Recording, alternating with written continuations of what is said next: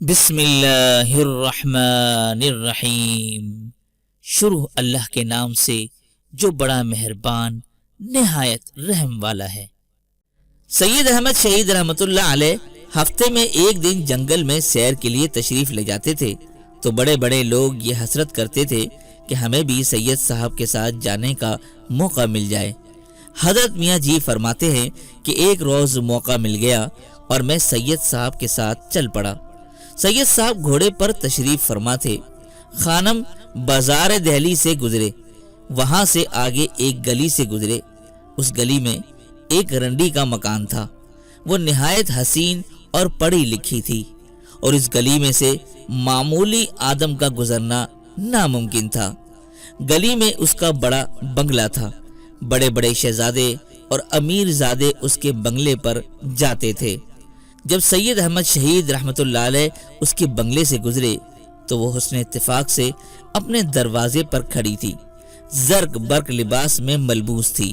سید صاحب نے اس کی طرف نظر اٹھائی، پھر کیا تھا، وہ چیخ پڑی اور سید صاحب کے گھوڑے کے پیچھے دوڑ پڑی، اور پیچھے یہ آواز بھی لگا رہی تھی کہ اے شاہ سوار، خدا کے واسطے ذرا گھوڑا روک لے۔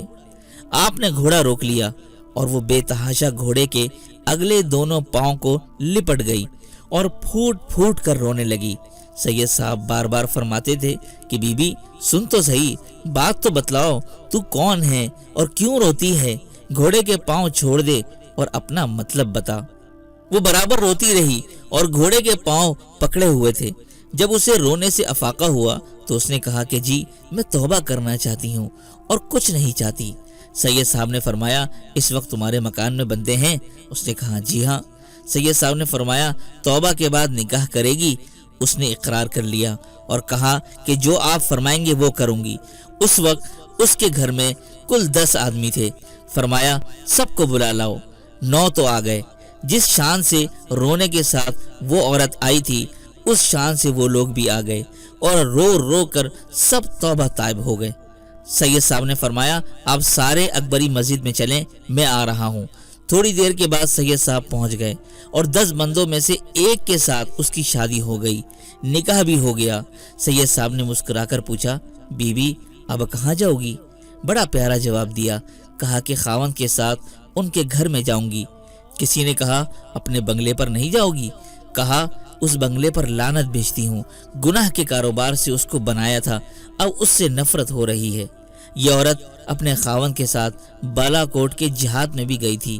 اکبری مسجد میں جو 9 بندے سید صاحب سے بیعت ہوئے تھے وہ سارے شہید ہو گئے، اور وہ خود مجاہدین کے گھوڑوں کی خدمت کرتی تھی، ان کے لیے چارہ بناتی تھی، حتیٰ کہ اس کے ہاتھوں میں نشان پڑ گئے۔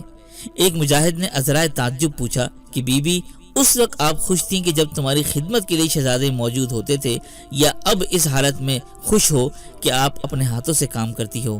وہ مسکرائی اور فرمایا سامنے جو پہاڑی کھڑی ہے، قسم خدا کی اب میرے پاس ایمان اور یقین الحمدللہ اتنا زیادہ ہے کہ اگر سامنے پہاڑی پر اپنا ایمان اور یقین رکھ دوں تو انشاءاللہ یہ پہاڑی بھی نیچے دب جائے گی اور میرے ایمان اور یقین کی بوجھ کو نہیں اٹھا سکے گی۔